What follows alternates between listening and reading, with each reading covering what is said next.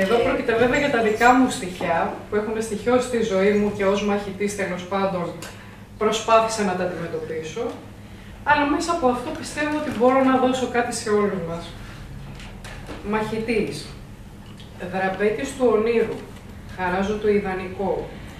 Κλεβάζω το μέτριο. Ταξίδι στα πέρατα, ενός βαθύτατα χαραγμένο εγώ. Με πλήνθους από λάθη και ατέλειες. Κάστρο απόρθητο που χτίζω για τις μνήμες. Στη λοβάτη στο ακρόπρορο, με το σπαθί της μνήμης. Πασχίζω να αναστήσω ένα ολοκένουργιο αύριο. Ένα ολοζώντανο τώρα.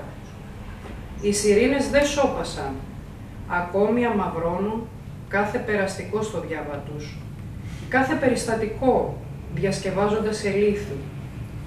Με το βλέμμα μου στραμμένο στο κατάρτι, το πλοίο της ψυχής μου υπερασπίζω. Πορεία χαράσω μέσα και από κάθε της κενό. Ιδανικά και δικαιώματα ζητώ να προασπίσω.